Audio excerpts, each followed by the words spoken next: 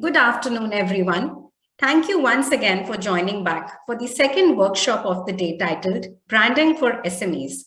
It will throw light on how can SMEs brand and promote themselves in newer ways and factors to be considered while branding and promoting their products and services. To set the context for this meeting and introduce our esteemed speaker, Mr. Navonil Chatterjee, I would like to invite Mr. Vijay Kumar, the CEO of InApp and member of NASCOM SME Council. Over to you, Vijay. Thanks. Thank you, Soumya, and good afternoon, friends. We just completed a brilliant session with Arun engaging Mr. Subrata Bachi, and I now welcome you to the session on branding for small and medium enterprises. We live in a world that is dominated by brands.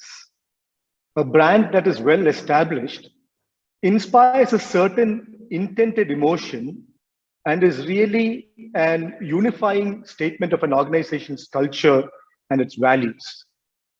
We all have huge top of mind recall for powerful brands such as Coke, Pepsi, Nike, and many others.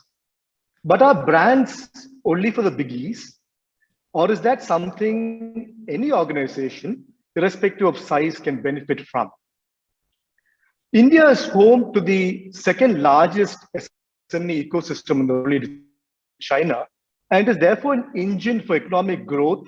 And from the large number of emerging unicorns to the growing zest towards entrepreneurship in our country, the SME sector is surely flourishing and vibrant as ever. However, most SMEs prefer to focus on perfecting their product and service strategies, and we often fail to adequately realize that a clear brand identity is an important ingredient in helping these products and services gain worldwide acceptance, thereby resulting in quicker and greater adoption. The importance of branding is often undervalued and is usually the last item list. There is a popular notion that branding involves huge capital investment, and that may well have been true in the past. But in today's digital era, brands can and are often built on shoestring budgets and with very limited resources. The digital vehicles that we employ are numerous, and these are very well targeted. And it's able to establish and give extremely high brand visibility at a fraction of the cost of, say, newspaper or television advertising like we did in the past. And also today's entrepreneurs are more nimble, quick on their feet, and there's a lot more of out-of-the-box thinking, all of which help the SME organizations to stand out from the clutter. To help us understand the beneficial effects that branding brings to a business, it is my distinct privilege to introduce our very distinguished speaker and a veteran in this space, Mr. Navonil Chatterjee, who is the Joint President and Chief Strategy Officer of Rediffusion Brand Solutions. Navonil is a postgraduate in Marketing Communications from Mudra Institute of Communications, Ahmedabad. He has more than 23 years of experience in this field, and if brands that he has been associated with is a testimony to the depth of his experience, listen to the list of a few customers that he has worked for: Unilever, Tata, Pepsi, Nike, Levi's, ITC, Titan, Godrich, SBI, Madura Garments, Kingfishers, Lifestyle, Parle, and the list goes on. He's also the winner of several national and international marketing effectiveness awards like the FEs, New York AME, the Asian Marketing Effectiveness Award, Walk Award for Asian Strategy, PMAA, etc. The Hong Kong-based media magazine in 2006 had featured him as one of Asia's top 10 young account planners. He's also an occasional faculty at the IAMs, the ISB, and MICA, and a regular jury at FEs and WALK. Needless to add, Navonil is a great believer in the power of brands and the magic of creativity. I don't think we could have asked for a better speaker to enlighten us about the relevance of branding today. But before I pass it on to our speaker, let me remind the audience that if you have any questions, please use the Have a Question button at the bottom left of your screen, and we'll take your questions live during this session. With that, Navonil, the floor is yours. Over to you. Hi, thanks a lot for a nice introduction. No, don't know whether worthy of it, but yeah, absolutely delighted and privileged. Thank you, NASSCOM, for inviting me. And as for all of you attending it, thanks a lot for being here, part of it. Yeah, without much ado, because I have a lot to say, I just want to start immediately. I want to start by saying something that probably there's one thing which you guys did not know. Some of you may have known it, that actually branding started off as a very SME activity. Is that possible for them to react and answer, or are they all muted? They can't reply, right? Hello. At this point, Navonil, yes, it's a one-way session at this point, but we'll come back to questions later for you. Okay, so I had made it interactive, and some parts of it were interactive. That will suffer, but I will try and play both questioner and answer, and I'll try and do that myself. But anyway, it doesn't matter. So it actually started off as an SME idea, in the sense that its roots and its origins go back to cattle farming. You cannot get as smaller enterprise than cattle or farming. It is as small and medium as it gets. So where did it start from? Why cattle farming? Well, there was this whole thing about what was known as hot iron branding. If your cattle went out to graze versus somebody else's cattle, you need to recognize that this is your cow and this is your horse or whatever. And therefore, it's not the neighbor's one. So how did you ensure that? There is this process, which was a painful process for the animals, which is, of course, hot iron branding. So you used to put some kind of a signifier, an identifier. Branding is all about identifying. But the one thing which I can say is, for practitioners of branding, it remains as painful as ever. It was painful for the animals. Right now it's painful for the practitioners. It's not an easy job, but yeah, it's still rewarding. Yeah. So what is this branding all about? And I know Vijay mentioned a lot about SMEs and all that. I'm going to bust a myth at the very beginning. Whether you like it or not, that is the truth. And I'm going to come to it very soon. Yeah, and that busting of the myth is what I'm trying to say, that so far as the principles of branding goes, there is nothing called, there is a principle of branding and there's a principle of SME branding. Yes, your economies of scale scope are there. There is something called budgets. There is something called time. There is something called pressure to deliver. All of those things are there, and those put its constraints. And throughout the examples, and again, you may not like it, but there's a very good reason. All my examples and most of my examples throughout are not SME examples. But while I'll build that up to make the point that there is no difference between SME branding and normal branding, what I will end with is actually an SME, is actually a friend of mine, a Mica batchmates, two of them, who started happyunmarried.com, absolutely from zero budgets, and you'll hear from them. And the way they went about it. So while I'll give you big brand examples and you'll say, oh, this costs money, I will prove to you through some examples of either Happily Unmarried or some of the brands which today have become big but started very small, where we work on, my agency Rediffusion works on. I will give those examples absolutely at the end too. But this is a fundamental thing which I know, that the principles of branding don't change. There are limitations, and we will address those challenges and the way to do that at the end of the presentation. Like I said, you just face certain challenges which acts as impediments to branding. So what I have is not a movie, but it's titled after a movie. It's called The Magnificent Seven. The 7 principles. Whenever you decide and feel that it is right for you to brand, whether you're SME, whether you're small, whether you're medium, whether you're big, and it's like Adam Morgan said in his Challenger Brand Strategy, the Eat Big Fish book, which he wrote. He said that share of minds should always be greater than share of market. You may not have the share of market, but you behave and posture as your share of mind is far greater than that of the leaders and that of the biggies. That is all about attitude, and that's how challenger brands go about building their brands. The SME mindset has to be that of a challenger mindset. But yes, without much ado, let me start with these 7 principles one by one. I will build out each of these principles and give you at the end of it what is that simple principle. The 7 commandments or principles of good branding. The first thing which I want to start with, I wanted it to be interactive and quiz, but trust me, I've done this quiz around the many workshops and many things, and people have answered, and it is not a trick thing. I'm not showing it easy and then I'm going to make it tough. This is not that. Nor is it the fact that, I'm absolutely underestimating your intelligence. You guys are very successful people yourself. You're a very intelligent lot. So I am not going to take an easy quiz to undermine your intelligence. It is genuinely an easy quiz for a very big reason. So what is that reason? But anyway, before we get to that reason, all I'm going to show is, while you cannot verbally answer, in your mind, answer it. And I will give you that answer. And I hope the answer you gave in your mind, chances are for almost everybody, it will match the answer I will give you for all these things which I'm going to show you some objects. All you have to see and think in your mind is the country or place that comes to your mind first when you see the following.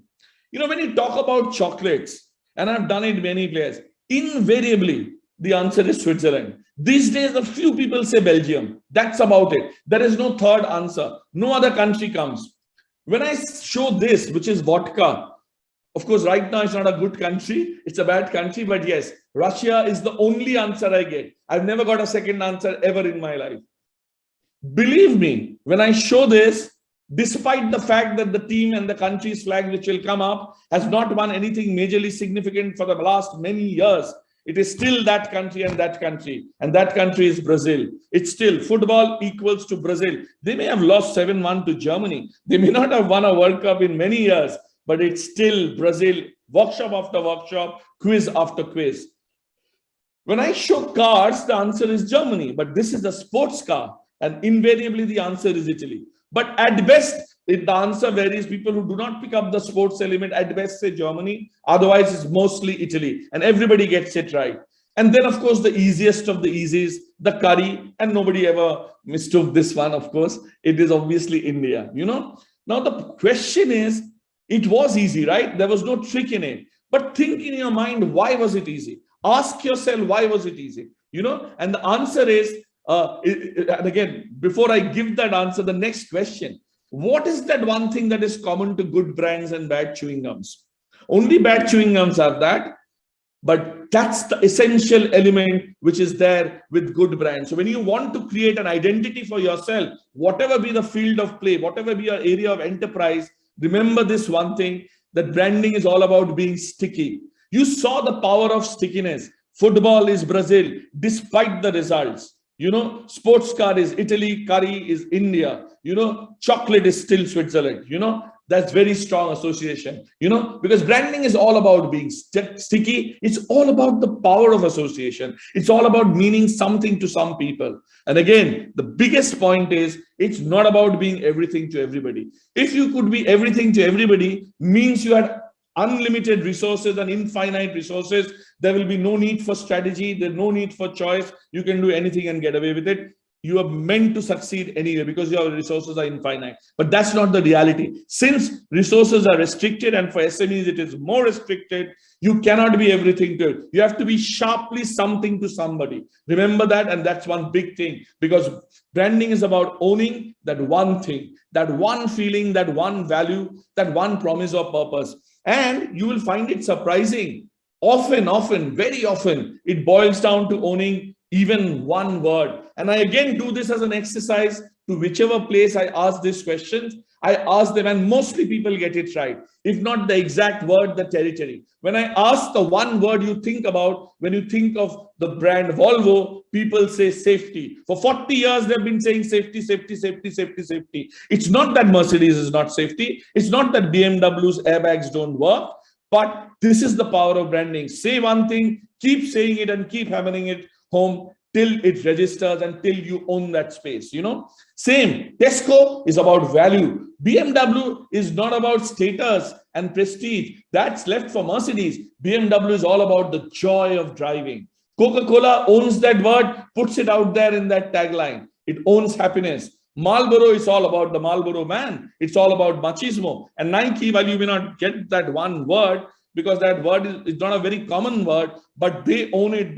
The sentiment around that word they own, because everybody knows Nike is just do it. It's all about inspiring you to just do it. So it's inspiration. So branding is all about owning. Branding is all about being something to some people and strongly owning that. So there goes my first commandment. The first principle, boss, branding is all about sacrifice, and we have again done something. Try it actually, we go to sometimes clients, we carry 7-8 tennis balls and we throw those 7-8 tennis balls to that same client. Chances are, how many will that client catch? It is usually happened at the best 2. Maximum they catch one ball. Imagine that's 7 balls thrown at you. Imagine what is happening in life, what is happening in advertising. There are zillions of categories. Each category has thousands of brands. So a zillion categories into 1,000 brands is just the world of marketing and advertising.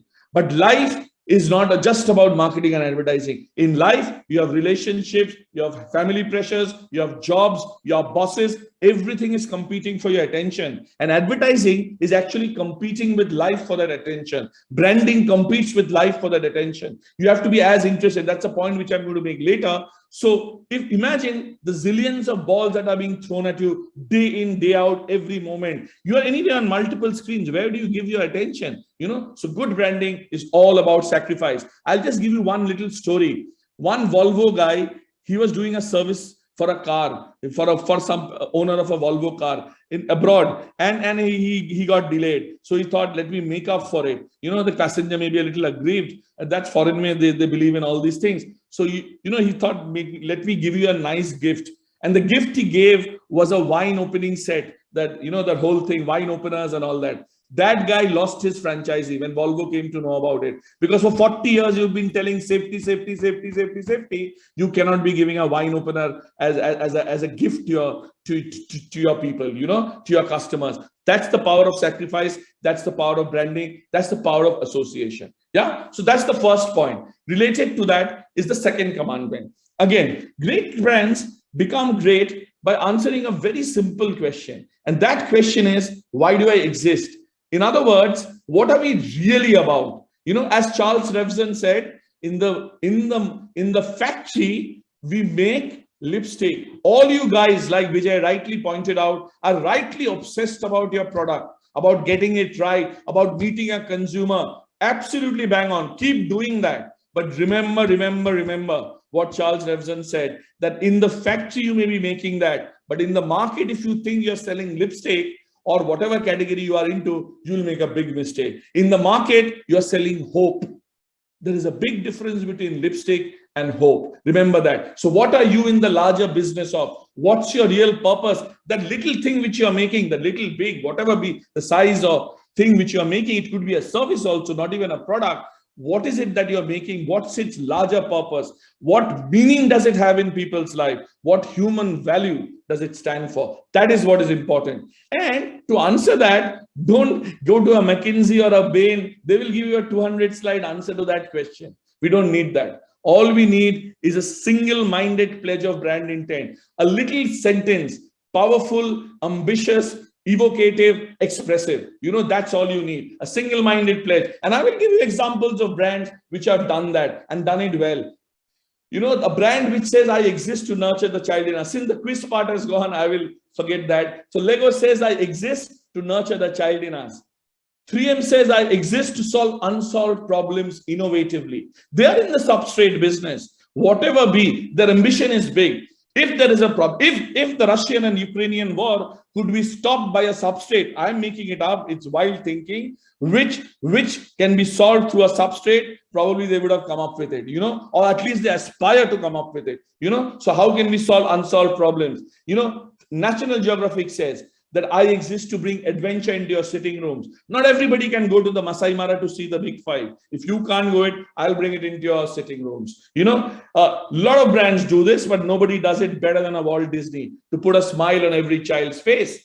And of course, this goes without saying, to turn every physical entity called the body into an athlete. Nike does it because Nike believes if you have a body, you are an athlete. And why? Because that body, whether it's fat, thin, slim, decapacitated, cut, ravaged, whatever it is, it has the potential to be an athlete. Yeah. So that's the power of the brand. That's the power of purpose. So next time, whatever brand, whatever product you are making, take it in your hand, look at it and ask yourself this question. What is my brand really about? You thought HSBC was a bank? let me tell you, they themselves don't think of it as a bank. They think of it as worldwide people wisdom. That's why the tagline, the world's local bank. De Beers doesn't think of itself as a piece of rock.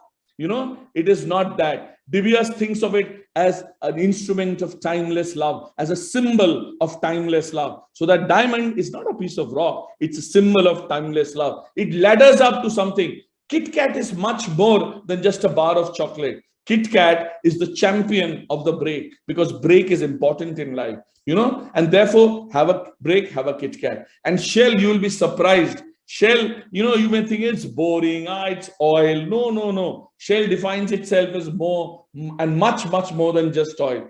It calls itself that we are in the business, like Revlon said, Revlon is in the business of hope. Shell is in the business of creative energy. So my request to all of you guys who are making those wonderful things, go back, and you're making, either I'm making it up, I don't know what you're making. Maybe you're making a biscuit or an app or a service or whatever you're making, I don't know, or a sanitary napkin like the Padman, whatever you're making, ask yourself, are you making that? Or are you making something greater, which has a far more and bigger role, to play? Purpose is everything. Remember, purpose both rallies and aligns. Purpose does a great thing. It also rallies the internal employees. For SMEs, internal branding is also very important, and this is an example I want to give.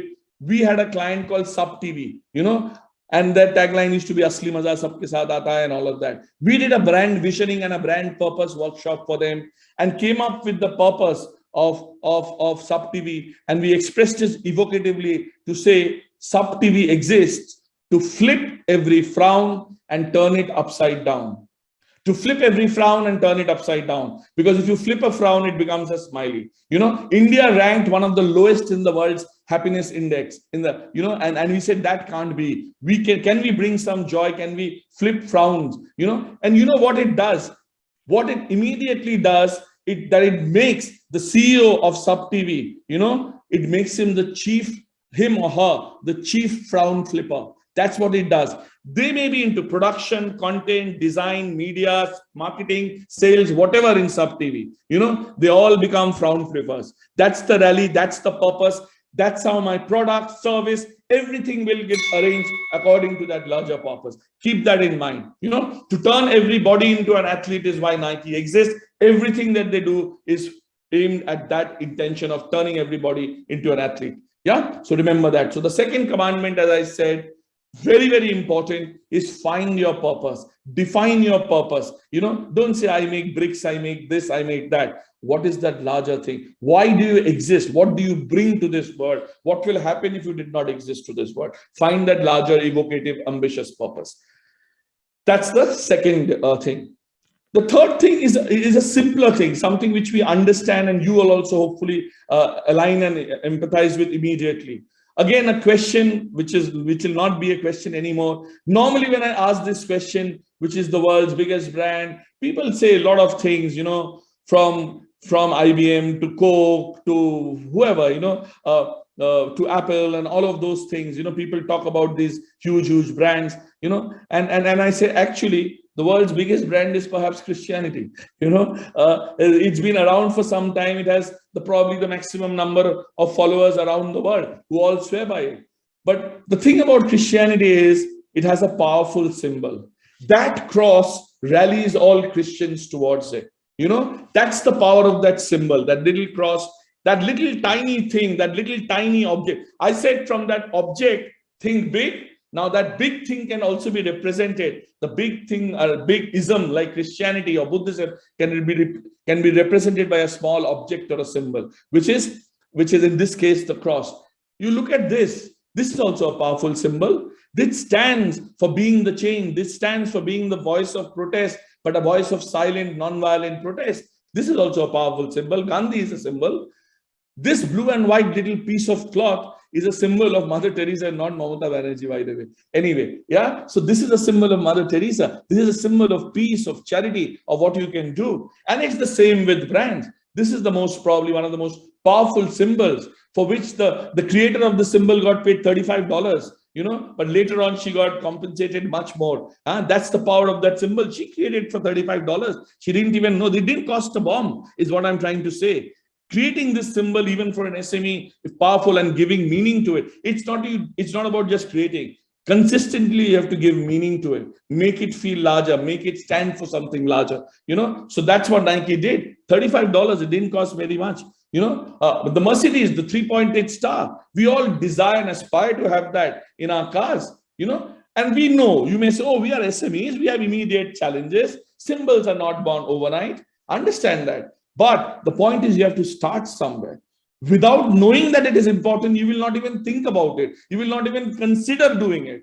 I am saying stop that. Think about that symbol. Think about whatever that little iconography logo. It's not that friendly neighborhood, your guy who dabbles with a little art doing it. Even if he's doing it, think about it. Give it importance. Your logo, your identity says a lot about yourself. What you create, your station, everything says about yourself.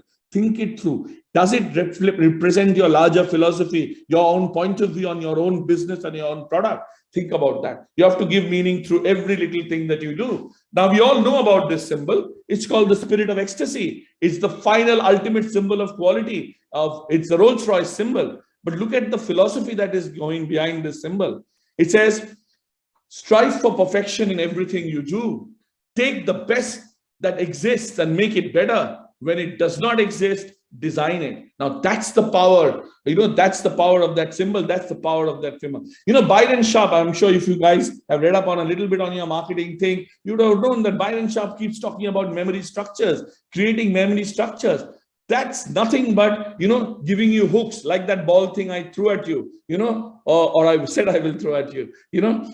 It's about, what do you recognize me with? It is about an identifier, that hot iron branding as it started. It's about knowing you and separating you from your neighbor or from somebody else. And it does not need to be a visual symbol. It could be a signature tune. It could be a color. It could be a mnemonic. It could be a mascot.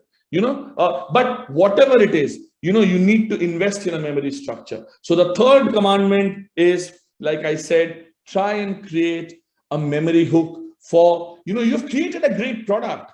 But also to make that product a success, to remind people about that product, the McDonald's golden arches, create that equivalent of that arch. Now you may say, oh, that's McDonald's, that's big, doesn't matter. I will show you what the logo of Happily Unmarried is. They created that. And it's a small thing. And whatever exposure, you may not be McDonald's, but amongst your TG, at least for people who like Happily Married, Unmarried and know, they recognize it by that symbol. So try and create that memory hook. Moving on to the next principle. And this is one of my favorite examples, is because I really believe that feelings have the power to transform things. What do I mean by it? What I mean is, even simple, mundane, everyday objects, which would have remained a simple, mundane, everyday object, the moment you take that object and add a feeling to it, it becomes far larger than what it is, far more significant than what it is. So what is this? This is just a piece of cloth. You might say this is just a napkin. This is just a mop paper, or a mop cloth, or whatever. It's rubbish. It's almost trash. You take that little piece of cloth, add that feeling of patriotism, which in India is signified by the tricolor, and for that same piece of cloth, which used to be a simple piece of cloth, remember, people are willing to give their lives for. It is the same piece of cloth that Sachin Tendulkar wrapped around his body after India won the World Cup at the Wankhede. That's the power of that feeling of patriotism. Of course, that cloth and color can change depending on which country, but for us, it is the tricolor. But that's the feeling of the power of patriotism. But you say, oh, that's easy. That's because it's jingoistic. This is about motherland. This is about Ma, Janmabhoomi and all that. That's easy to get that feeling. No. I will give you other examples also. All of these are toys, right? All of these are stuffed toys, right? These are the small ordinary pieces of object. Now, somebody had the brain and the gumption and the foresight to pick up one piece of stuffed toy from here and add the feeling of love to it. What do you think resulted? What resulted is the teddy bear.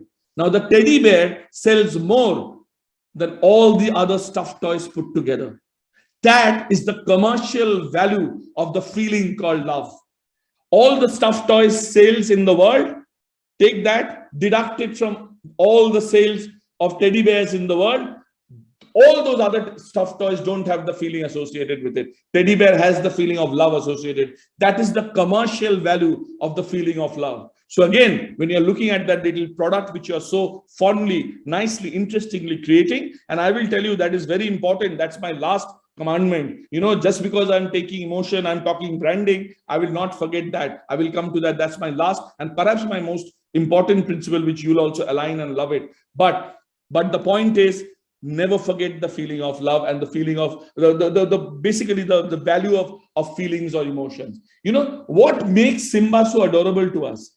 What makes Simba so adorable to us? Have you ever thought of it? Somebody took a dangerous thing called a lion and added the exact feeling of vulnerability. And you said, oh my dear, that is that little Simba. Let me go and protect him. Let me kuchiku him. Let me cuddle him. Oh, the evil uncle and evil whatever is going to pounce on him. Let me protect him. That is the feeling of vulnerability. And that's what endears you to Simba, And then that's why the story ends when he become big and all that. Because then the endearment is gone. He's back to the Lion King again. But the story is one of Simba, not the Lion King, actually. Yeah. Again, you take an ordinary house mouse, very ordinary, disgusting looking, creepy almost in this case, but add endearing smarts to it, and you get a Jerry. Oh, God knows how many billion-dollar franchise this is, the Tom and Jerry thing. That's the power of that feeling. Oh, you're giving examples of just products and characters. No, dear. With brands also. You take a plain canvas shoe, add passion to it, you get a cult brand called Nike. You take a noisy motorcycle, add the feeling of independence to it. That sells more than the Yezdis, the Yamahas, the Enfield, the Bullets, and everything. Not sells more aspiring. Sorry, it's not that more. I correct myself there.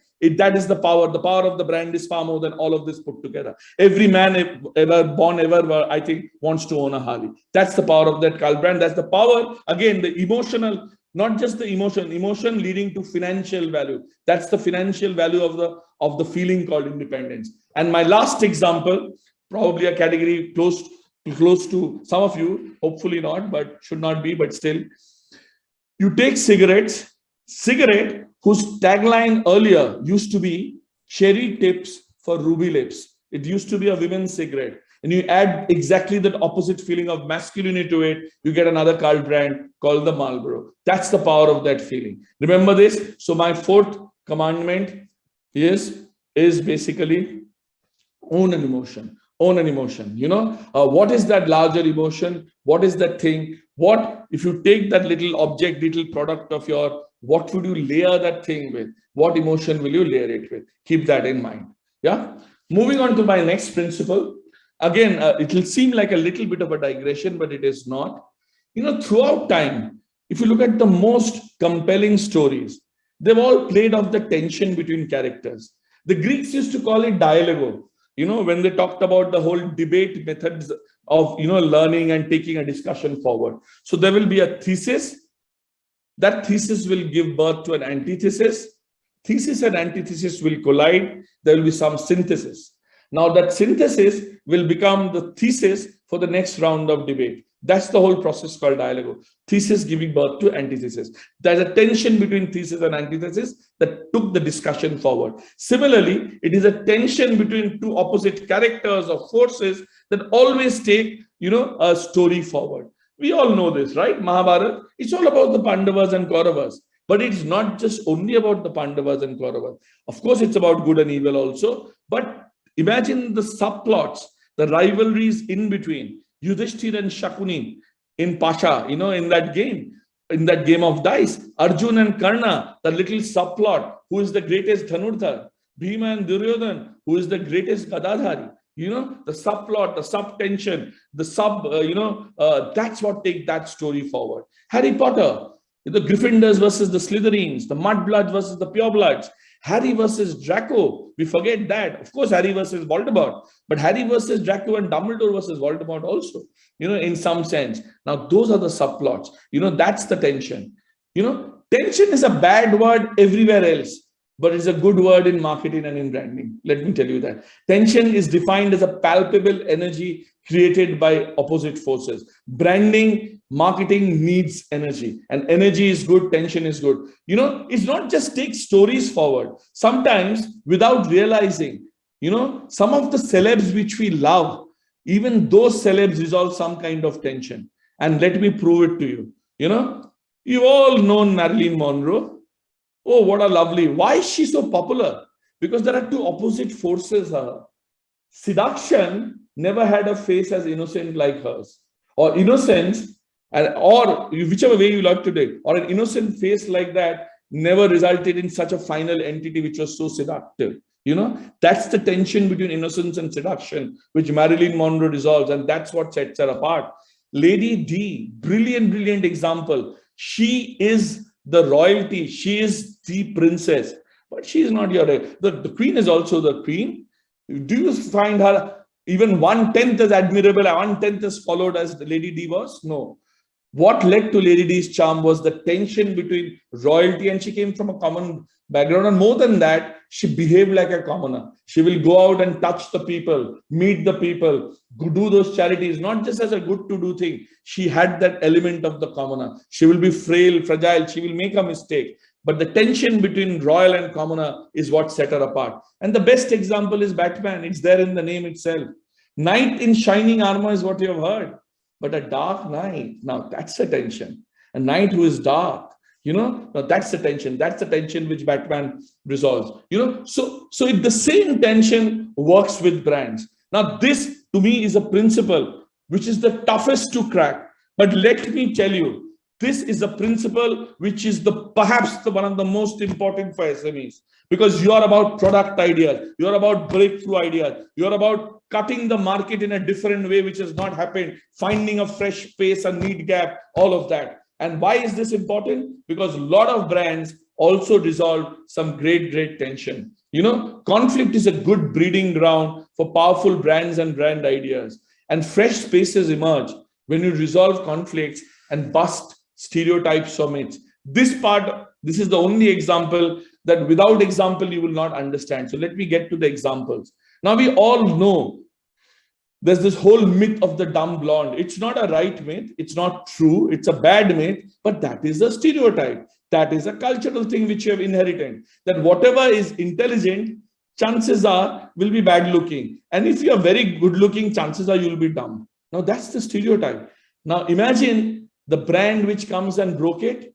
You never thought of Apple like that, but Apple did it, dear folks. Let me tell you that. Because Apple said, yes, I'm an equally intelligent, if not more intelligent device than the IBM or the Lenovo or whatever itself, But just because that, I don't need to look as stupid and as average as an IBM or a Lenovo. Sorry, guys, if anybody is from IBM and Lenovo, but that's the fact. That's the tension which they resolve. I can be beautiful and I can be intelligent both. I can look good. I can have great fonts. I can have aesthetics built into my brand as well. Just because I'm intelligent, I don't need to look bad.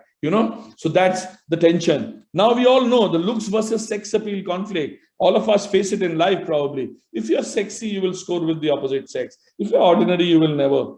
At least Axe comes and says, gives the hope. Whether it really happens doesn't matter. But again, on the promise, on the hope that you can be ordinary, you can be a bit of a nerd also, and you will still score. And that's how people bought into it. People are buying into it, and still such a huge brand Axe has become, on that hope again. But the fact is they arrived at a fresh space that even a nerd can score, even an ordinary person can score, because he or she, he in this case, will smell good.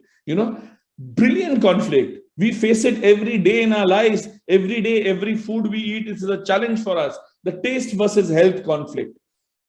We know that healthy food is not tasty. Feels like crap, tastes like crap. And tasty food, all the lovely chaats and biryanis and fried stuff, that is not healthy. And that's the stereotype, that's the reality. Again, whether they really do it, I don't know, with the atta noodles and what. Sorry, there's a wrong example. Is the Maggi logo should come there. It's just a mistake. So the Maggi brilliantly does that thing that I may be tasty, I may be, a taste product, but I can be healthy too. Taste, be healthy. That's what Maggi brilliantly resolves. The perfection versus reality conflict. If you think about that, we know that, beautiful is perfect or perfect is beautiful. And the reality is always ugly, And Dove says, real beauty. Real can be beautiful too. And let's celebrate that. It's a point of view and it's a fresh space. Huge traction going for it. And probably the best example. We know good parenting means clean children. That's the stereotype. And children ganda hai, children dirty hai means baap maap dekhta nahi hai yaar. Bad parenting, must be that. That's the stereotype. And then Surf comes and says, Daag achhe hai, boss. Because good parenting can also mean dirty children. Because children getting dirty means they're exploring, they're having a joyful childhood. It's all about discovering things together, getting down and dirty, and that's fine. And if you get that dirt, we'll take care of that. And therefore, daag achhe hai. So what's the tension which you can resolve? That's my next commandment, the 5th commandment. Remember this, a very important point. Resolve a tension, resolve a conflict. Very important. And my big thing to you, all you guys who are in this fabulous, have these lovely ideas. Whenever you are coming up with a product idea, think of it, what tension, what thing which is there outside, which are two seemingly opposite things. The twain is not meeting, but you can make the twain meet. You can make the twain meet. Your product can make the twain meet. Like taste and health meeting together in an atta noodles. I will give you an example from my own brand, a brand which started very small but now has become big. TMT bars, Charm Steel, how they've identified a conflict. I will come to that example later. But think about which thing, which is, we know beauty is fragile. But beauty be strong? Anything which is beautiful is delicate, fragile, but beauty can be rock solid too. There's a product idea somewhere. Can you create that rock solid beauty? I'm just giving you one example. Find the tensions, find the opposite forces which are there. If you get it right, I'm telling you, you will crack a fresh product idea that will kill the market. I can tell you, if you get your conflict right, if you get your tension right. Yeah, sorry, I need a little water break from all that verbal diarrhea. Anyway, sorry. Yeah, the next commandment is never forget why David was famous. Why was David famous? Nobody would have remembered David if he had beaten me. Nobody. But David beat Goliath, a giant. That's why he was famous. Yeah. So remember that. A man is very often known by the size of his enemy. Like I said, Karan, Arjun, that is something. Bhim, Duryodhan, that's the thing, that's the size of the enemy. And it's the same with brands and brand building. This is where I'll play a few videos. You will see how that brand, has at different stages, for different points of view and different communication, chosen what its enemy is. At a brand level, it of course has only one enemy, and I will come to that. But at different points to promote different things, how they have, chosen different enemies. This is the first film of this brand, very old, very dated. It may pixelate a little bit, doesn't matter, but you get the gist of what they're saying. And try and figure out in their minds, what is the enemy they have. In this case, there are multiple enemies they have. They're talking about in this one ad only.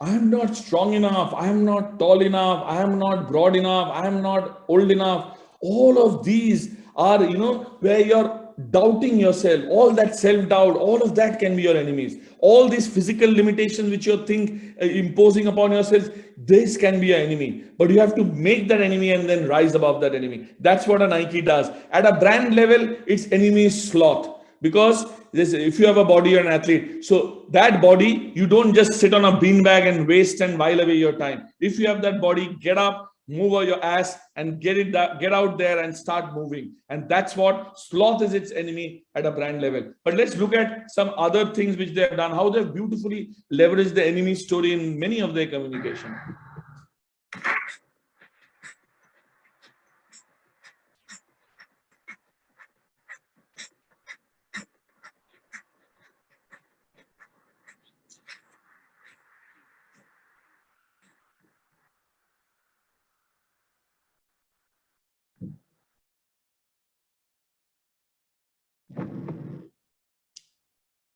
whenever I see this ad, it still gives me goosebumps.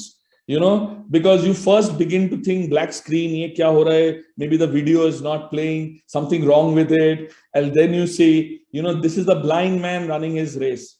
It's a blind man running his race, so it's from his point of view, because he sees only this black. His world is only black.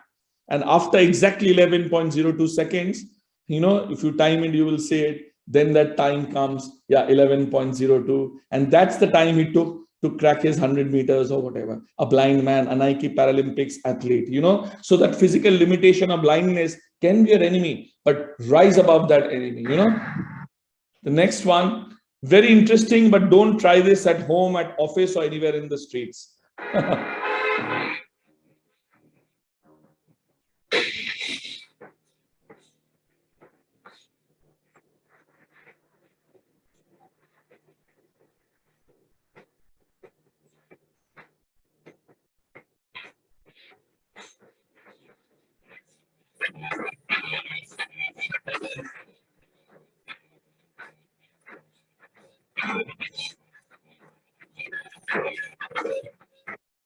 Yeah, it says invent your own training.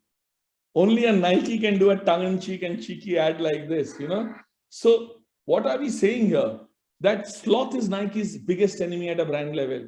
Racism was its enemy when it did its stand-up, speak-up campaign, because in football, there's a lot of racism.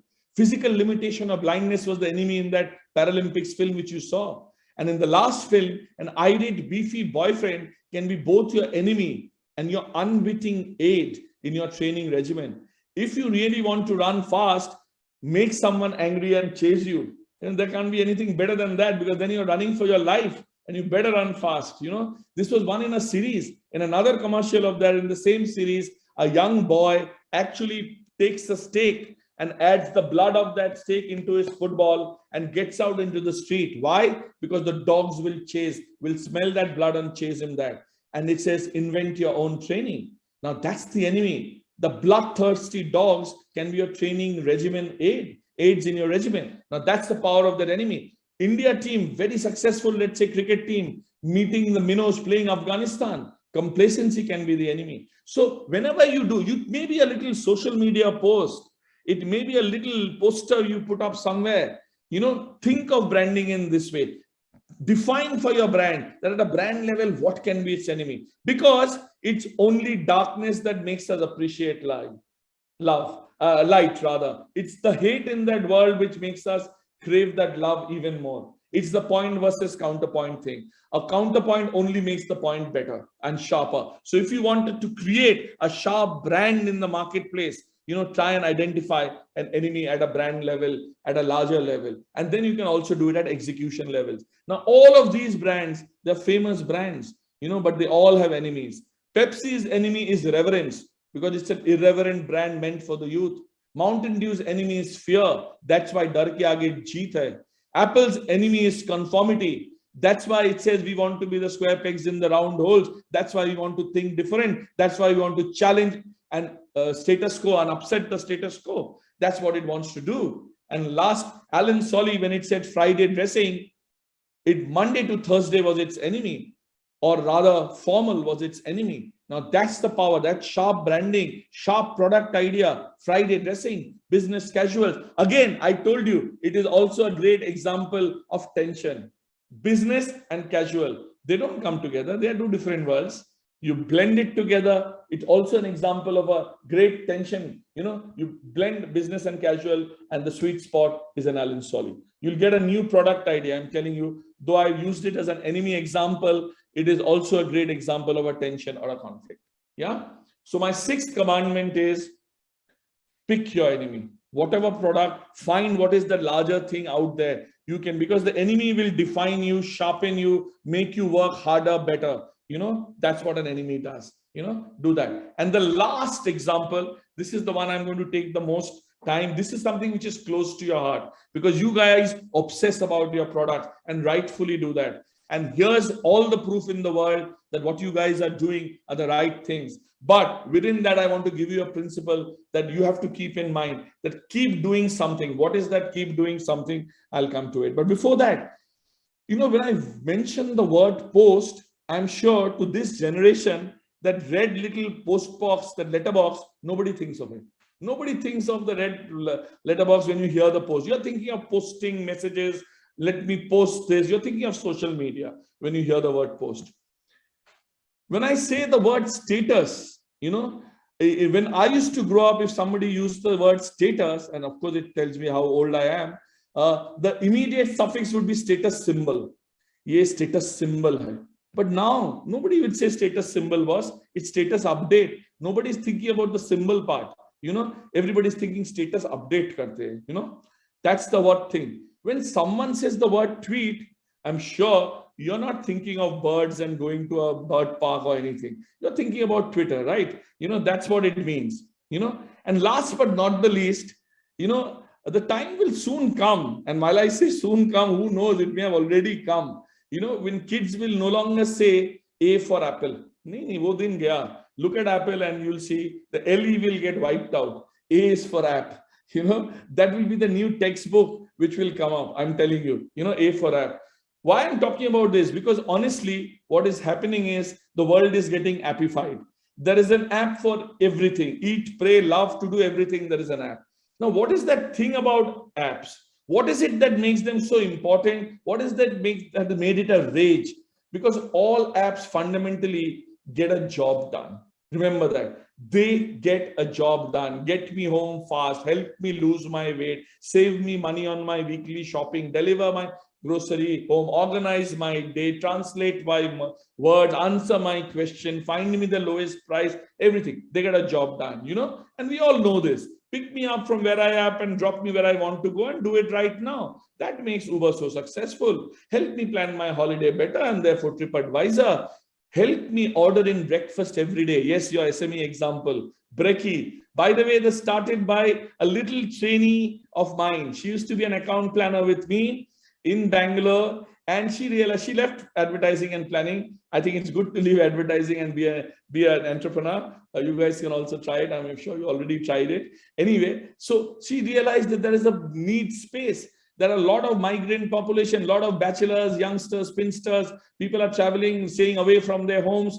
And that one meal which they suffer most because of that, of their lifestyle, is the breakfast. So while everything else is, can I order? This started long time back. After that, of course, now all the Swiggy's, Amazon's, grocery, everything has become now. So Brekkie, a great SME idea started by my own bacha, if I may say, SME idea. But it got a job done. Yeah, remember that. Yeah. So what implications does that have for brands and marketers? Now, one little theoretical digression, on this. Marketing in the old days and advertising in the old days had a communication construct which is called the sizzle.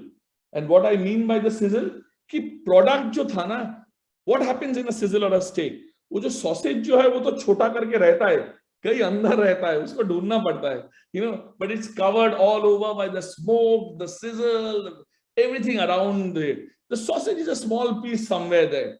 The advertising and brand building used to be all about that in the old days. The sizzle part is, the product part, the sausage part is the rational product offering, and the sizzle was the intangible emotional values. So everybody was all after the intangible emotional values. Make a cute little dog follow a cute little boy, and you had Vodafone. Wherever you go, the network follows. Place a cowboy next to a cigarette, my own example, and you had that machismo Marlboro. I talked about emotions, let me say, and I am not a guy who is counter claiming myself. I said emotions. Why am I saying products? I'll come to that. Both are important. Anyway, both we need to do both. Yeah, this is not that not that. Both have a role to play in this kind of a thing, So, but let me come to the point. It was all about intangible emotional values earlier, that all emotional, you gloss over the product. Product was almost insignificant, At that came a stage, it's about cycles. When branding started, yeah, Nirma ka pehle, it's about safed, sabse safed and all of that. Taller, sharper, brighter, compliant, still saying that, and Horlicks and all these guys, saying all of these guys are saying all of these things. But from that, suddenly when all of this became a parity, it may move to those intangible things, like I said. Now again, like that cycle, like a fashion cycle, it's all coming back. It's back to that rational product offering. You can't just hide that little sausage, that little product, and tuck it away somewhere there. That is equally important, because today is the age also of brand skepticism. After giving you 6 principles of brand, I also must say today, just about being brand will not do, because almost the thinking is that if you're advertising for a product, probably, the product must be bad. You don't need it.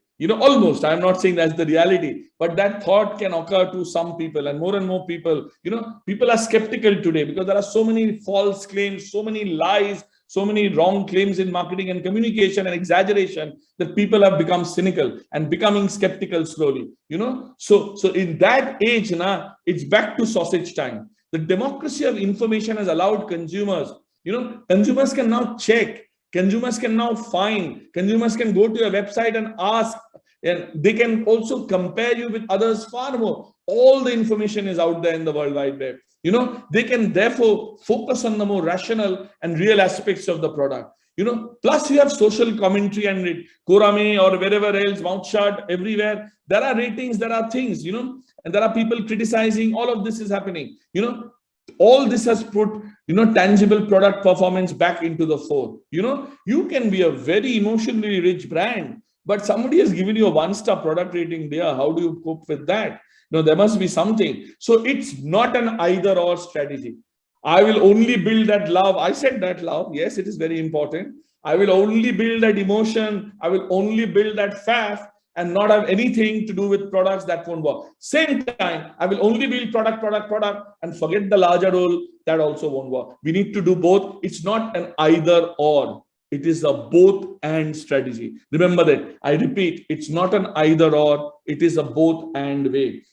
Because as I said, the most emotionally rich brands can be undermined by a 1-star product rating. Today, it's all about, brand building is all about, having 3 things. Product augmentation. How can I make my product better? Having a service orientation. And finally, almost collaborating with other brands. Nike and Apple come together to create Nike Plus, which I called budding. Budding is the process through which East multiply from 1 to 2 to 2 to 4. So how can one brand collaborate with another? Because this is the age of collaboration. You need to do that, So that's why this is something I am having. So a cough syrup is actually telling you what is the pollen count here. Imagine you're a Benadryl, you're a something, you're telling me that, today you're in Liverpool, tomorrow, if you're traveling to, let's say, Merseyside or wherever you're going, Derbyside, the pollen count has increased there. You're a medicine, you're a product brand, but you're giving that service, giving that information because it will be valuable for your customers, Avoid that heavily polluted or heavily pollen grain affected area. That's what pollen updates. Folks are monitoring your eating habits. Acha, enough. You're about to put something, acha, the fork will say, boss, enough calories for today. Shut down. Don't do that. Folks are monitoring your eating habits. Yeah, that's what is happening. Pens are actually uploading and telling what your personality is. They're actually recognizing your handwriting and telling you, oh, you're of this personality. And light bulbs are allowing themselves to be controlled by smartphones, because that's what it is all about. It's all about the fact that there's big shifts happening. While brand building was always about adding value, there is a shift occurring from intangible value to adding tangible value. Instead of adding emotion to function, brands are increasingly adding function to function, and brands will seem more valuable, not just because they feel better, but because they work better or serve you better, So remember this, very important. While branding was all about power of association, and I told you all about that, Volvo's safety, all of that, it's also about the power of reality. Yeah. So the thing which we say is, the world's costliest real estate today is probably the mobile phone, because if something gets in, some app goes out, because there's not space for enough number of things. The most costliest real estate is the mobile phone. And in that, the battle is for the usefulest, only the most useful. Darwin said, the fittest will survive. In today's age, it's the most usefulest which will survive. That is the golden principle. All products, whatever you're making today, you need to keep proving your usefulness by answering that question. What is the job can I get done? Can I get more done? Can I do something else? That's my last commandment, the last principle, though it's not the last of the presentation. Keep finding ways of being useful. Yes, emotion, yes, association, all of that, or we said, but also keep finding ways. I keep saying that useful is the new youthful. Useful is the new youthful. Keep that in mind. So what are the 7 commandments? I repeat, be ready to sacrifice and own one thing. Don't try to be everything to everyone. Find your brand purpose. Be that chief round flipper. It rallies internally also. It gives everybody vision, mission. Everybody knows everybody's pulling in the same direction. Otherwise, in an SME, owners have thought, somebody else, employee has something else. No synchronization, no everything. Everybody's pulling in different directions. Don't do that. Have that purpose. Try and create a memory hook for your brand, a distinct identifier. Own an emotion. As I said, as I showed, as I proved to you, it pays a lot. Resolve a tension or conflict. A must thing for tension. One day you just keep sitting and identify tensions, you will get 100 product ideas and new ideas. I'm telling you, as an SME, you will get all of that. Pick your enemy, and remember, the bigger your enemy, the bigger you can be, and keep finding ways of being useful. That's the only way to stay relevant to your consumers.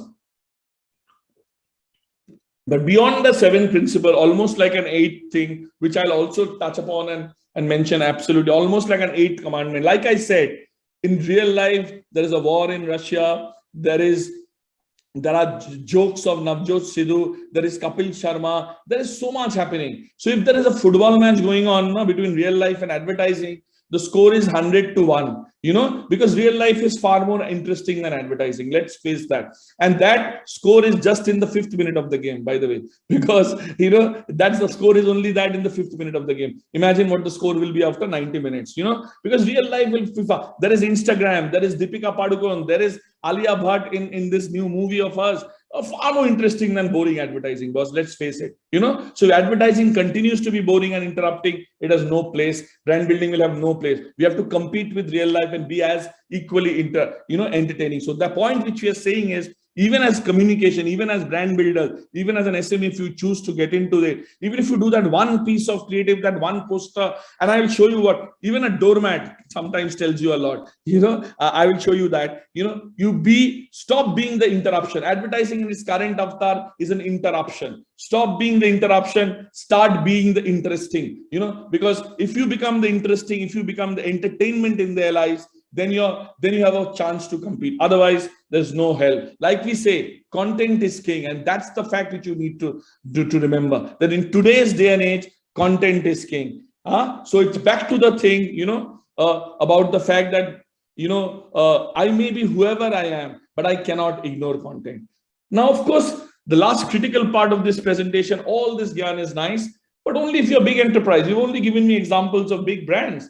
What about bootstrap funding? What about scalability? What about getting the product right, immediate results, the pressure to get immediate results? I need to be quick to market. There are impatient investors, all of this, so that is a real genuine thing. So what should I do? And of course, there are other challenges. Marketers do struggle to show the ROI of their content, Again, just coming up with content, but disgusting, boring content won't help. So it has to be quality content, and you have to keep delivering consistently. That's not easy. You have to also deliver credible and authoritative content that cuts through the noise to capture attention. And while doing that, still maintain your brand voice. Otherwise, great content, people will clap for it, but go and buy the other brand. So all of this is still challenges. Cost of guaranteeing that the contest is seen. I may create it, but I need to push it. There's nothing called organic. We all know that. We have to still push, and there's still spend some amount of money somewhere. It is becoming increasingly expensive. So those challenges, are, and brand management in SMEs, as we said, are influenced by 3 individual inherent characteristics of the entrepreneurs or owner managers, which is the locus of control, the extent to which others believe they have power over the event in their lives, because they feel, owner is sab decide karega, it's all about them. So that part of it is important. The decision-making power, the centralization which happens with that one owner manager, and of course the experiential learning, because the owner manager is also learning as much through experience as an accumulation of knowledge which is being built over time. Yes, there are those challenges, but remember, all the challenges, all the roads actually lead to one way. They all point at you. Finally, the locus, the control, the intent, the belief where the branding is important, it all boils down to you. Do I need to give my identity, have an identity? It all boils down to you. Do I need to have a loftier vision? Do I need to own something greater? Do I need to pay a more meaningful life? Can I find ways of being more meaningful? All of this, all these questions,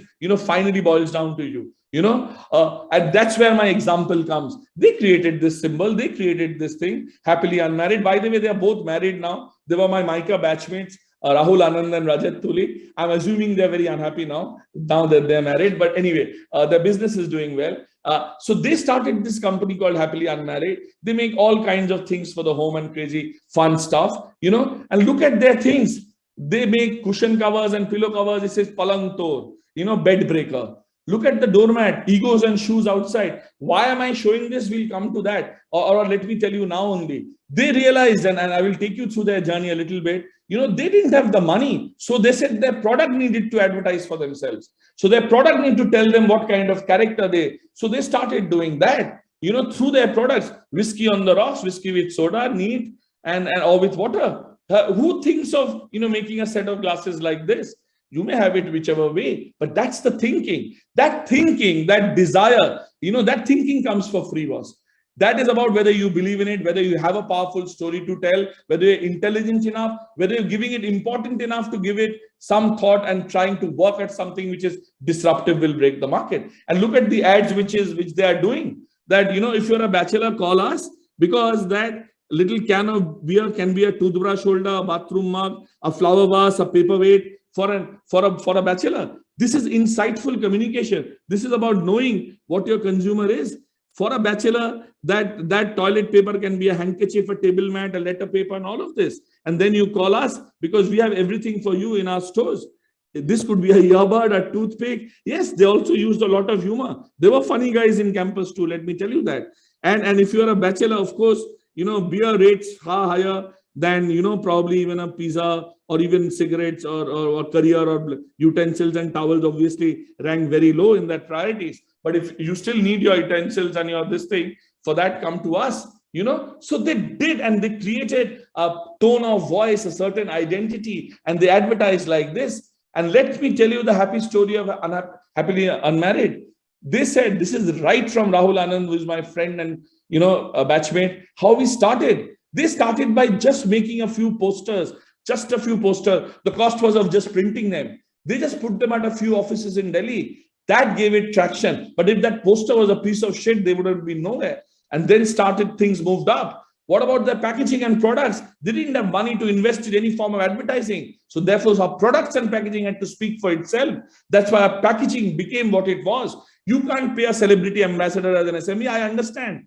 Can your brand, can your product, can your packaging be your brand ambassador? That's how they defined their ambassadors. And advertising, they said we started in 2003, and guess how much money we spent in the first 10 years on ads? Zero. He said brands are not built on media spends. They're built on a story. And I repeat, if there is one takeout from this presentation, brands are not built on media spends. That is lazy thinking. That is idle way of getting away. Oh, because you can't think fresh, you can't think hard enough. That's why, bahut paisa lega, let's avoid it, let's focus on it.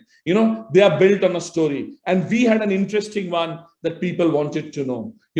That's what it finally all, it all boils down, however global it seems. But that's the truth. If you believe in branding, if you believe in marketing, then of course those 7 principles come. But if you don't believe in it, none of those principles will matter to you because you don't believe in it in the first place.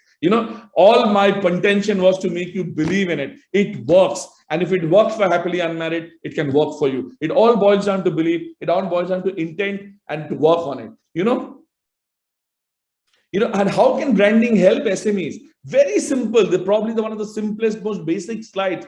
First, with recognition. With the help of branding, you can increase your recognition. Brands are easy to recognize, which are easy to often attract. This is the identifier part we are saying, the memory hook. The next is the competitive differentiator. Branding will help the SMEs to create and separate identity from the competitors. This will allow them to relate to your products.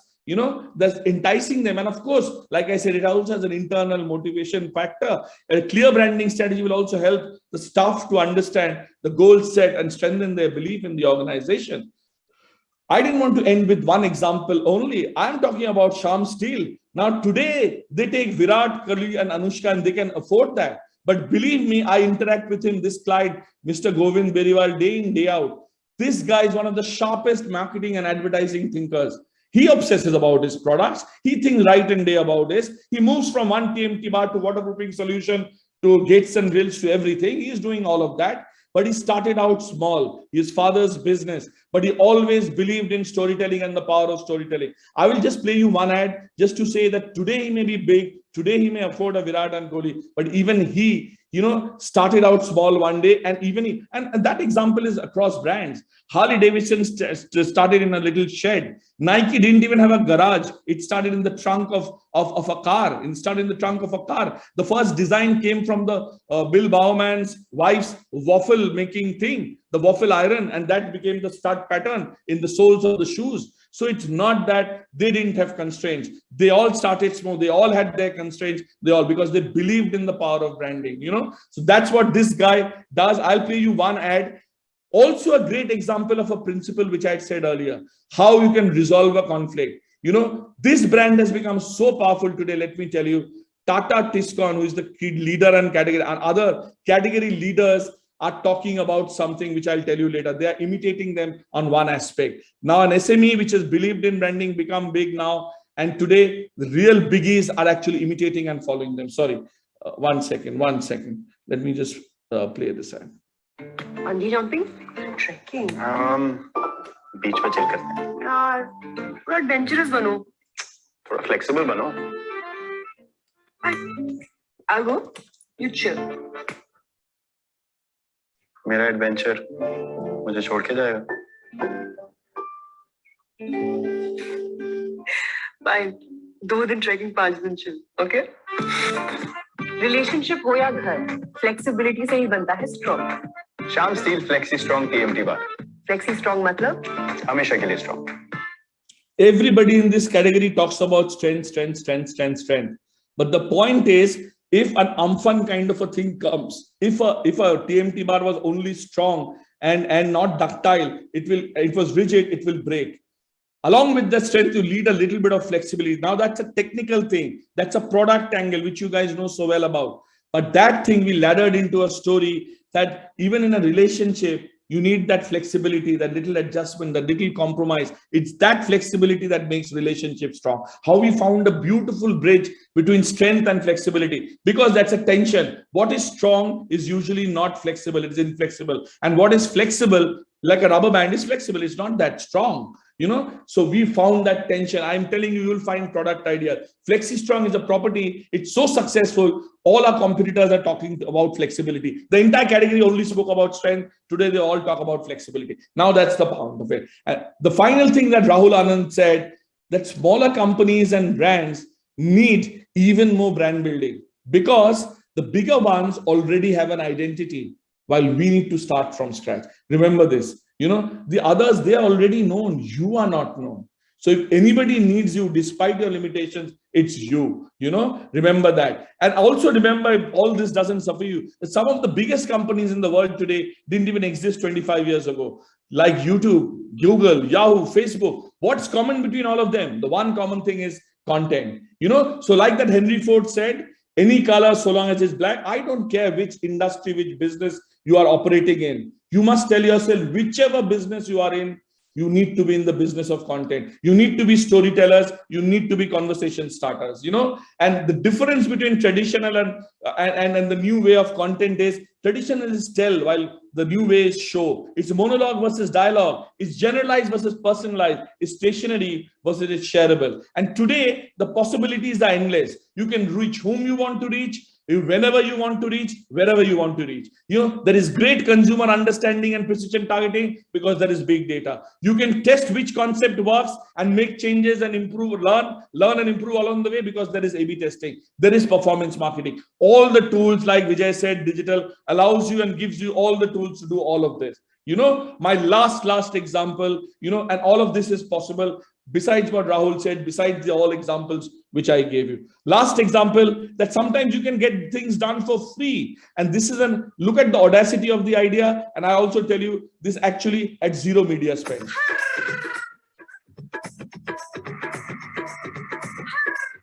6 million trucks on Indian roads have this message painted at the back. Use Dipper at night, which inspired a new condom brand, Dipper. Tata Motors, India's largest truck manufacturer, wanted to promote safe sex amongst truck drivers in India, across the second largest roadway in the world. The journeys get lonely. Research proves that 2 million truck drivers visit sex workers. AIDS awareness was low. AIDS? टोपी पहनने से मजा चला जाता है। मौके पे चौका लगाएगा, condom ढूंढेगा। We wanted to reach the truckers in remote locations where no media or internet could, in a language they understood best. This line, which means dip headlights at night, became the message. We created a special range of condoms called Dipper, using truck art, a part of the Indian highway culture.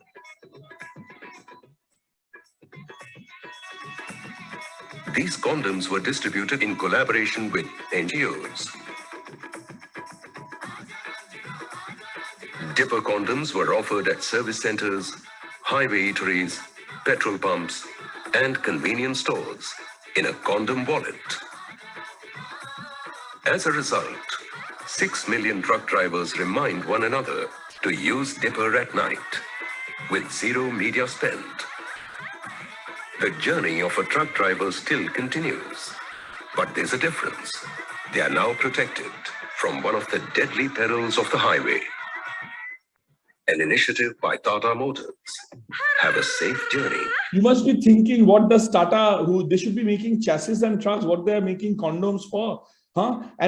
This message is not theirs. It's out there in every truck. Not even in Tata truck, a Mahindra truck also has that. How you appropriate, change the game. It's the audacity of the idea, and it becomes your media. It reminds you to use Dipper at night, and this is something which as a CSR, they had to do it because drivers are a rare commodity and you need to keep them going. And I can keep talking about it. The thing I'm trying to take you is, whatever you do, you need to be buzzy. You see the negative buzzy space inside all the buzzy? Whatever you do, it doesn't matter about spend. You can do it at one place, one small thing. But if it is something, it will go viral, like we say. It will create the engagement. You advertise when you talk about yourselves. But you create a buzz when others talk about you. Create stuff which will let others talk about you. Then the conversation goes about spends, media monies, weightages, because if it is worth sharing, people will share it. Remember that, and if you want to come for buzzy ideas, if you want a partner who will help you do the great branding, you can think about Rediffusion. We'll hopefully do a good job for you. That's the only plug at my last slide. One last thing, whether you're small or medium, today, when you're headed home, if you're driving, use Dipper at night. Yeah. Over to questions. Yeah. Thanks a lot. Thank you, Navonil. That has just been absolutely brilliant. I'm just amazed with the amount of energy that you really kind of brought into this particular program. And I think there were over 120 slides, which you just so beautifully covered. Just a couple of very short water breaks. For us, I think it has been hugely beneficial because I personally, I'm sure many in the audience who never have had an opportunity to have such a comprehensive coverage of the whole subject of branding. And the depth of experience that you have, you've beautifully distilled it down, starting with your 7 commandments and then illustrating each principle with fantastic examples that each of us can relate to. So I think it was just outstanding, and thank you so much. I'm going to be taking some questions, but before that, I'm going to kind of share a worry with you, which comes across after listening to you at length on the subject. And the worry is this. There is a clear understanding that there are huge benefits for SMEs. You talked about recognition, you talked about competitive differentiation, you talked about staff motivation, and therefore the value that SMEs can leverage through appropriate branding is something that is definitely appreciated. But here's my worry.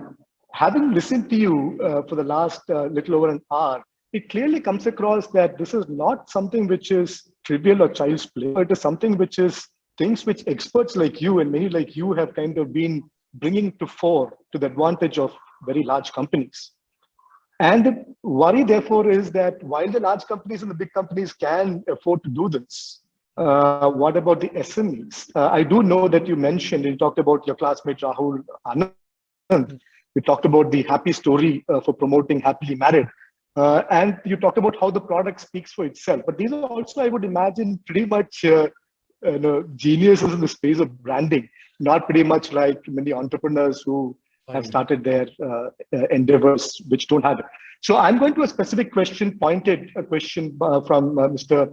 Hanuman Tripathi. And this question is this, pretty much what I was talking. It says, how is it that SMEs can build brand on a shoestring budget?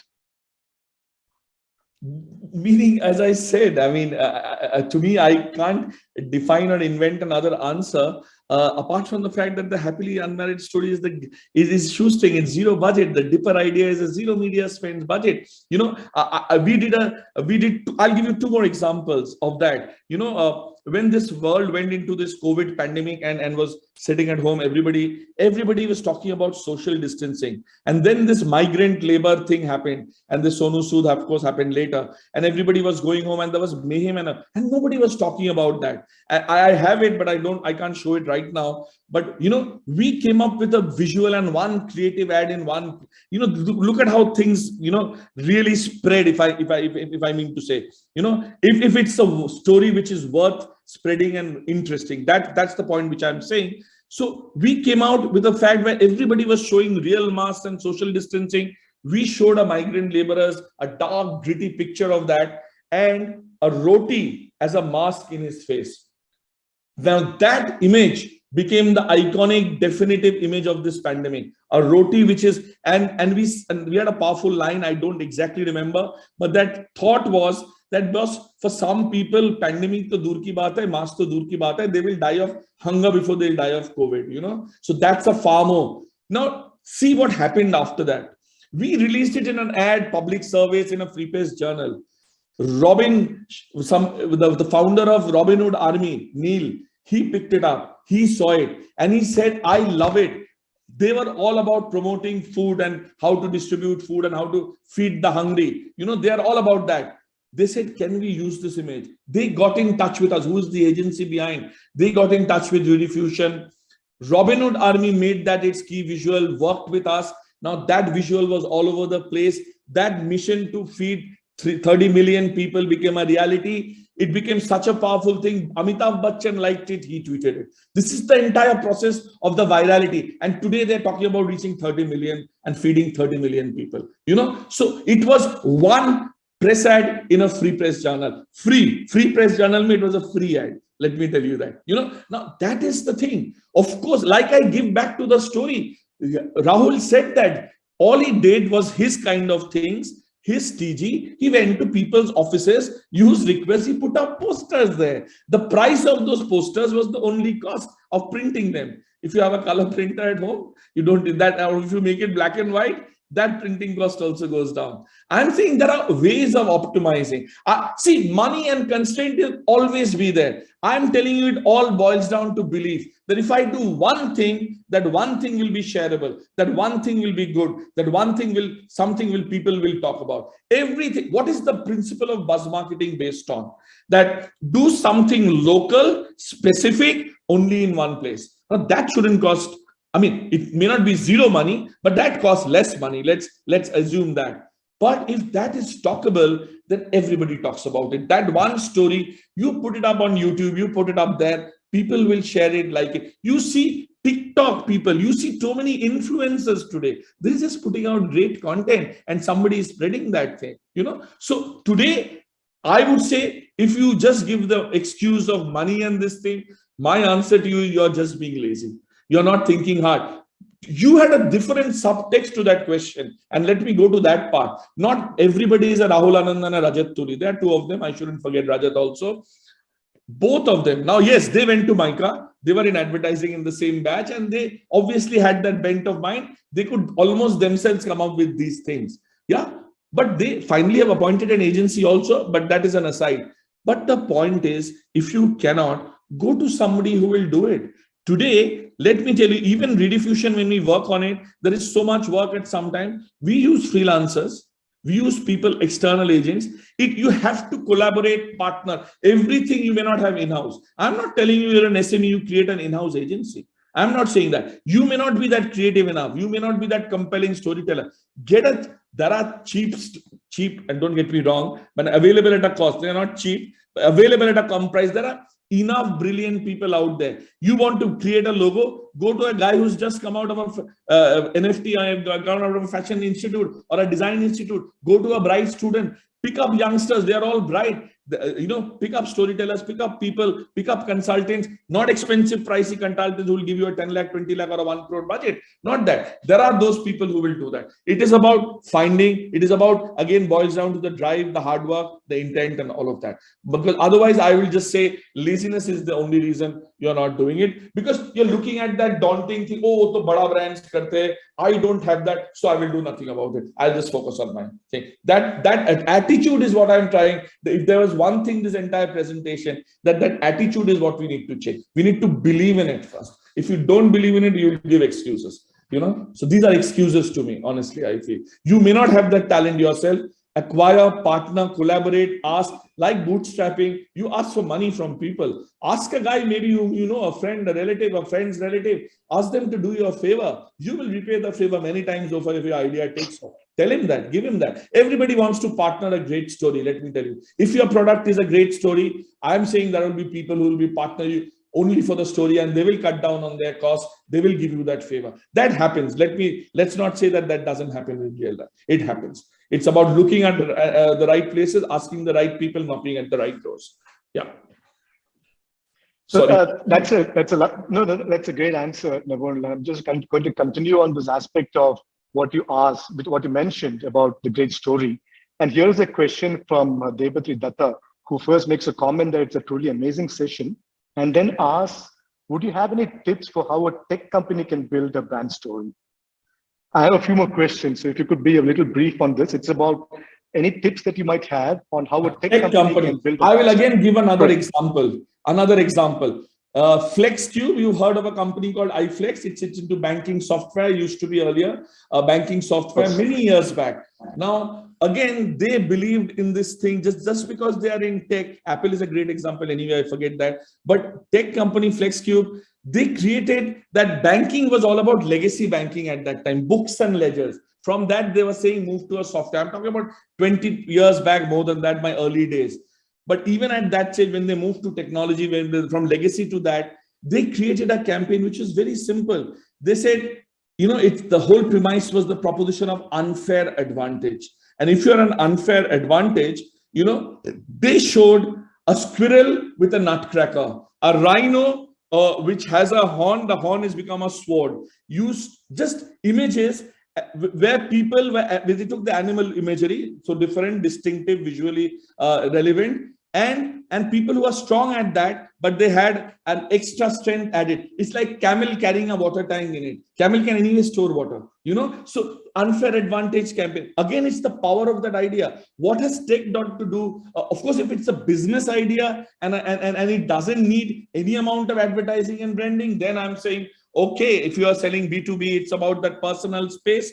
Go ahead and do your personal brand building, personal sales. That's a different way of building a brand. But I'm saying, if you want to, what is branding all about? Predominantly, it's consumer branding, right? You want the consumers to come. If your technology is talking to consumers, then you'll have to resort to, you'll have to ladder it up to a proposition, an emotional, a tangible thing, which will play a larger role. Technology for itself is nothing. Technology is never for technology's sake. Technology, your tech company is doing something for life's sake. Identify that life thing, create a compelling story around it, and communicate whatever be your means of doing that. Unless you are a completely B2B thing where it's about personal selling, where all of this is irrelevant. Let me make a frank admission, irrelevant or less relevant, let's put it like that. Because there it's about the personal sales. You will know how to sell it. If it's cost, you will tell him, oh, it's cheaper. If it's faster, you will tell him convenience. That finding of, I would say that principle of useful is a great principle for a tech brand to build itself. Leverage yourself on that useful and use your technology expertise to resolve and find new conflicts and break those conflicts. You'll keep having new product ideas. Because of time, I will keep it to that this part of that conversation. Sorry. Yeah. Thanks, Navonil. I think we are running out of time, but there are a few more questions. But let me just take one because we are now running out of time. And the question that's coming from Shekhar Udayamurthy is this. He asks, how does one need to look at branding for international versus branding for India? Or is it something which is like a one size fits all and you go for a universal branding?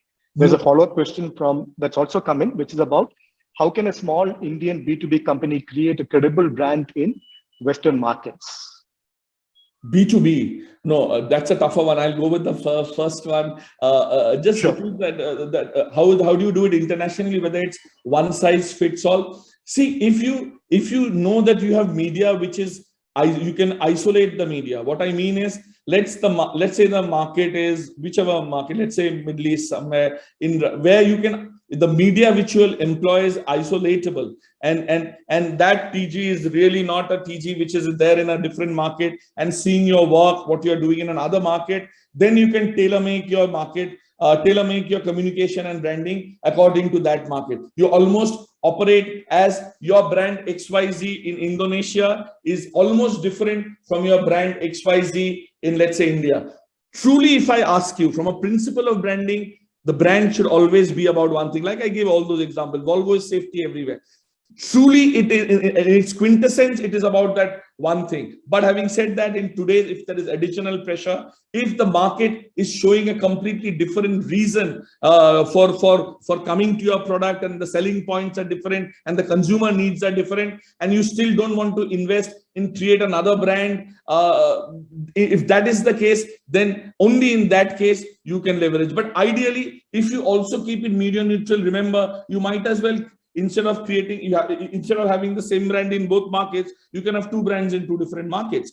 Because if you anyway know you're going to go about in a cost-effective manner, if you're not riding on the spillage, if you're not riding on the media spillage, then you can as well create 2 or 10 brands. While I know creating brands is very expensive, I can still say that if the need is different and if there is no media spillage. But if you know there will be overlap in consumers, overlap in media, in that is the case, then might as well go with one story as much as possible. Is my limited answer to that question. Principally, branding is about one story, ideally. But if for compulsion, for whatever reasons, and the dynamics are different, and you want it to stand for something else, and you can keep your media, and then the media will spill over like it does in an internet, then it's better, not to kind of mix up the stories together, because then you'll get confused things. Your India will look at it differently, somebody else will say it. Best thing is to isolate the media, or otherwise, if you can't isolate the media, then go with one market side. Again, the different marketing will also depend on whether the needs are different in those two markets. If the needs are not the different, then why do you need two brands? If the needs are different, then you may need two brands, or you need to isolate media, whichever way you want to do that. I just kept repeating a lot of stuff, but I hope you got the point. Yeah. Sure. Thank you, Navonil. Soumya, do we need to wind up, or is there a possibility we can take one quick last question? We can take one quick last question. Thanks, Soumya. I think through the presentation, I think there's been an orientation where we have looked at our product service largely from a customer-centric point of view, perhaps. But one of the things that I think the industry, the IT industry, is currently going through is about attrition in organizations. And therefore, from the point of view of retention, how can one leverage branding to kind of support retention, and any actionable points you might think on that? Look at the best employees. They invariably are the best storytellers also. An Apple, a Google, a Nike, they're the best employees, and they're invariably the best storytellers. So it immediately proves, almost like a QED, that it's a great retention strategy. That if you are a great storyteller, see what happens. I mean, we all have wives, husbands, friends, family. And if I'm working for a company which is well known, or which is doing great thing, which is visible, and people applaud that, that's a chip on your shoulder. That everybody loves that feeling, that you're part of an organization that is doing great stuff, not just at a product level, not just at a successful level, commercial level, but also at a communication level. So that is prestige, that is brownie point, that is conversational, that is stuff of conversations. So that always helps to retain. But of course, you're a great storyteller, but you're a bad employer, and you don't pay them well, and you're a sweatshop. That of course that won't work. And you're a great storyteller, but you're a sweatshop believer in a sweatshop. That of course the attrition will keep happening then. That there is no, you can't do either or again in this case, but within a parity, within the same situation where there is equally two companies, but one is a better storyteller, because that story is an inspiring thing. It's a rallying thing. It inspires, it's visible, it's leverageable, it's conversation worthy. It's therefore bragging worthy in that sense. And that always makes you, feel. Also, the biggest thing apart from this now, like I said, if you have that great vision, like I said, a vision also acts as a glue internally. That if you are a frown flipper, if you know that you're working for Disney, you are about bringing a smile to every child's face. Now that's a great purpose to work for, so that purpose point is very important when it comes to employees and when it comes to retention, I would say, but not at the cost of salary or being a good employer, of course. That of course is anyway comes with it, that you anyway have to be. Yeah. Sure. Thank you very much, Navonil. One thing I did hear about you even prior to this session is that you're a fantastic storyteller yourself, and I can see that pretty much in evidence. Thank you. And perhaps the next time we might reach out to you might be for a storytelling session on storytelling 101. But this has been a brilliant session. I think it's just been extremely helpful.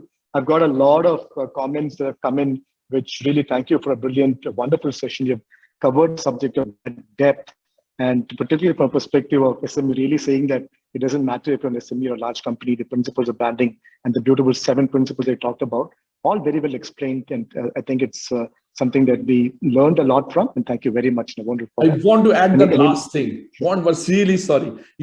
I'm telling you, whoever you are there in your audience, whether you're small or medium or whatever, you all want to be big. It's all in the mindset. Nobody, small or medium is market size, cap, definition. In your mind, you see yourself as big, and you need to see yourself as big. Remember that. That's my last thing. Thanks. It's interesting. It's interesting you say that, Navonil, because Mr. Subroto Bhaji in the session that just got over said absolutely the same point. I didn't copy from him. I didn't hear him. I'm sure you did. Yeah. But it surely kind of reiterates the importance of thinking big. And thank you again for a fantastic session. Thank you, Navonil. Thank you, Soumya. Thank you, Vijay, and thanks to all attendees as well.